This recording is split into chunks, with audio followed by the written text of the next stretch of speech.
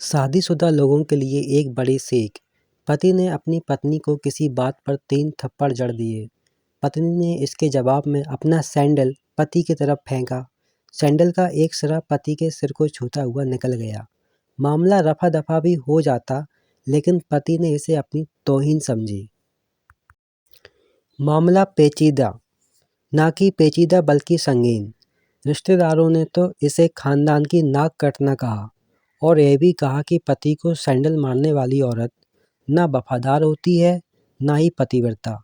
इसे घर में रखना अपने शरीर में मियादी बुखार पालने जैसा है।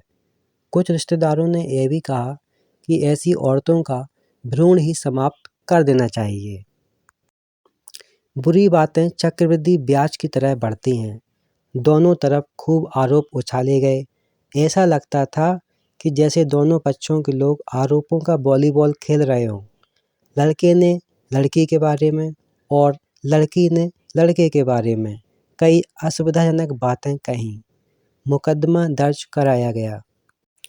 पति ने पत्नी का चरित्रहीनता का और पत्नी ने पति के ऊपर दहेज उत्पीड़न का आरोप लगाया। 6 साल बिताने के बाद और एक बच्ची के माता पिता होने के बावजूद आज उनमें तलाक हो गया। पति पत्नी के हाथों में तलाक की पुर्जी थी। दोनों चुप थे, दोनों शांत, दोनों निर्विकार। मुकदमा 2 साल तक चला। 2 साल से पत्नी अलग रह रही थी और पति अलग। मुकदमे की सुनवाई पर दोनों को आना होता। दोनों एक दूसरे को देखते ही जल उठते। दोनों ही गुस्से में सपने लगते और दोनों में बदले की भावना का आवेश होता। दोनों के साथ रिश्तेदार होते जिनके हमदर्दों में जरा जरा सा विस्फोटक पदार्थ भी छुपा रहता। लेकिन कुछ महीनों पहले जब पति पत्नी कोर्ट में दाखिल होते तो एक दूसरे को देखकर मुंह फेर लेते, जैसे जानबूझकर एक दूसरे की उपेक्षा कर रहे हों। वकील और रिश्तेदार दोनों के साथ होते। दोनों को अच्छा खासा सबक सिखाया जाता कि उन्हें क्या कहना है। दोनों वही कहते। कई बार दोनों के वक्तव्य बदल जाते, वो फिर संभल जाते, लेकिन अंत में वही हुआ जो सब चाहते थे, यानी तलाक। पहले रिश्तेदारों की फौज होती थी, आज थोड़े रिश्तेदार साथ थे। दोनों तरफ के रिश्तेदार खुश थे, वकील खुश थे, माता पिता खुश थे। तलाकशुदा पत्नी चुप थी और पति खामोश। यह महज इत्तेफाक ही था कि दोनों पक्षों के लोग एक ही टी स्टॉल पर जा बैठे। यह भी महज इत्तेफाक ही था कि दोनों पति पत्नी एक दूसरे के सामने जा बैठे। लकड़ी की बेंच और वह दोनों। कॉन्ग्रेचुलेशन, आप जो चाहते थे वही हुआ, स्त्री ने कहा। तुम्हें भी बधाई, तुमने भी तो तलाक देकर जीत हासिल की। पुरुष बोला, तलाक क्या जीत का प्रतीक होता है? स्त्री से कहा, तुम बताओ। पुरुष के पूछने पर स्त्री ने कोई जवाब नहीं दिया। वह चुपचाप बैठी रही। फिर बोली, तुमने मुझे चरित्रहीन कहा था। अच्छा हुआ अब तुम्हारा चरित्रहीन स्त्री से पीछा छूटा। मेरी गलती थी, मुझे ऐसा नहीं करना चाहिए था। पुरुष बोला, मैंने बहुत मानसिक तनाव झेला है। स्त्री की आवाज़ सपाट थी, ना दुख ना गुस्सा। जानती हूँ, पुरुष इसी हथियार से स्त्री पर वार करता है, जो स्त्री के मन और आत्मा को लहूलुहान कर देता है। तुम बहुत अच्छी हो, मुझे तुम्हारे बारे में ऐसी गंदी बात नहीं करनी चाहिए थी। मुझे बेहद अफसोस है, पुरुष ने कहा। स्त्री चुप रही। उसने एक बार पुरुष को देखा। कुछ पल चुप रहने के बाद पुरुष ने गहरी सांस ली और कहा, तुमने भी तो मुझे दहेज का लोभी कहा था, गलत कहा था। पुरुष की ओर देखती हुई स्त्री बोली। स्त्री कुछ देर चुप रही, फिर प्लास्टिक के कप में चाय आ गई। स्त्री ने चाय उठाई, चाय जरा सी छलकी, वह स्त्री के हाथ पर गिरी। स्त्री की आवाज़ निकली, पुरुष के गले से उसी क्षण आवाज़ निकली, ओह। स्त्री ने पुरुष को देखा और पुरुष स्त्री को देखे जा रहा था। तुम्हारा कमर दर्द कैसा है? पति पूछ पड़ा। वैसा ही है, कभी वोब्रॉन तो कभी कॉम्बली फ्लैम। स्त्री ने बात खत्म करनी चाहिए। तुम एक्सरसाइज भी तो नहीं करते, पुरुष ने कहा। तो स्त्री फीकी हंसी हंस पड़ी। तुम्हारे अस्थमा का क्या हाल है? फिर अटैक तो नहीं पड़े? स्त्री ने पूछा। अस्थमा? डॉक्टर सूरी ने स्ट्रेस कम करने को कहा है, पुरुष ने जानकारी दी। स्त्री उसकी तरफ एकटक देखती रही, जैसे पुरुष के चेहरे पर तनाव को पड़ रही हो। स्नेहलहर तो लेते रहते हो ना? स्त्री ने पूछा और पुरुष के चेहरे से नजरें हटाईं। हाँ, लेता रहता हूँ, आज लाना याद नहीं रहा।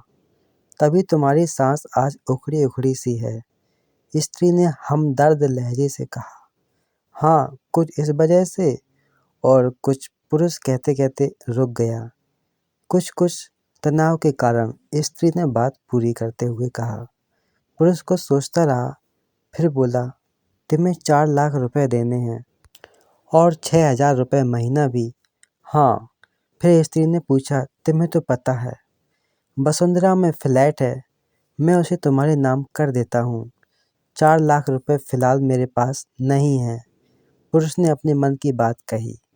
वसुंधरा वाले फ्लैट की कीमत तो 20 लाख रुपए होगी, मुझे सिर्फ 4 लाख रुपए ही चाहिए, स्त्री ने स्पष्ट किया। बिटिया बड़ी होगी, 100 खर्च होते हैं, वो तो तुम 6,000 रुपये तुम मुझे हर महीना देते रहोगे, स्त्री बोली। हाँ, जरूर दूंगा, पुरुष ने उत्तर दिया। 4 लाख रुपए अगर तुम्हारे पास नहीं है तो मुझे मत देना, स्त्री ने कहा। उसके शब्दों में पुराने संबंधों की गर्द थी। पुरुष उसको देखता रहा। कितनी सुंदर और कितनी सहृदय लग रही थी सामने बैठी स्त्री, जो कभी उसकी पत्नी हुआ करती थी।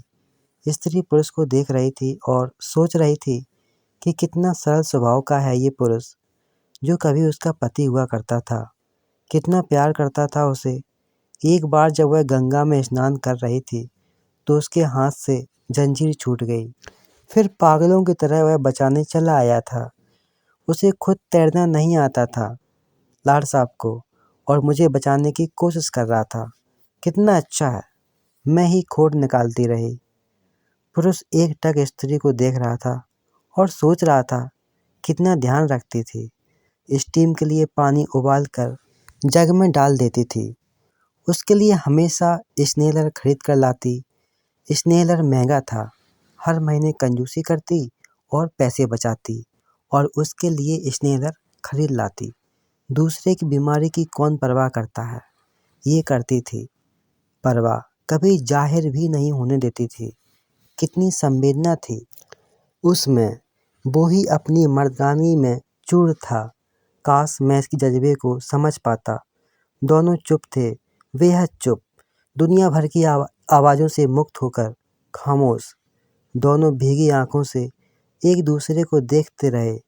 मुझे एक बात कहनी है, पुरुष की आवाज़ में झिझक थी। कहो, स्त्री ने उसे सजल आंखों से देखा। डरता हूँ, पुरुष ने कहा। डरो मत, हो सकता है तुम्हारी बात मेरे मन की हो, स्त्री ने कहा। तुम बहुत याद आती रही, पुरुष बोला। तुम भी, स्त्री ने कहा। मैं तुम्हें अब भी प्रेम करता हूँ, पुरुष बोला। मैं भी, स्त्री ने कहा। दोनों की आंखें कुछ ज़्यादा ही सजल हो गई थीं। दोनों की आवाज़ जज्बाती और चेहरे मासूम। क्या हम जीवन को एक नया मोड़ नहीं दे सकते? कौन सा मोड़, स्त्री ने सवाल किया।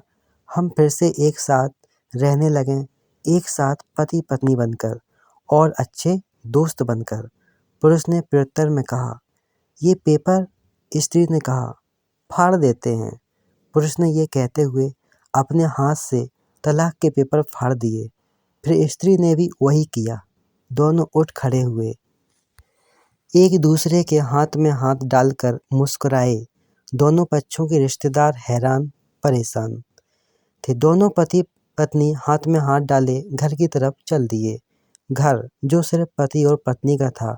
दोस्तों, पति पत्नी में प्यार और तकरार एक ही सिक्के के दो पहलू हैं, और अंत में सिर्फ यही कहूँगा कि जरा सी बात पर कोई ऐसा फैसला ना लें कि आपको ज़िंदगी भर अफसोस हो। तो दोस्तों, कहानी कैसी लगी कमेंट करके ज़रूर बताइएगा। कहानी पसंद आई हो तो वीडियो को लाइक शेयर करें और चैनल को सब्सक्राइब करें। वीडियो को अंत तक देखने के लिए बहुत बहुत धन्यवाद दोस्तों।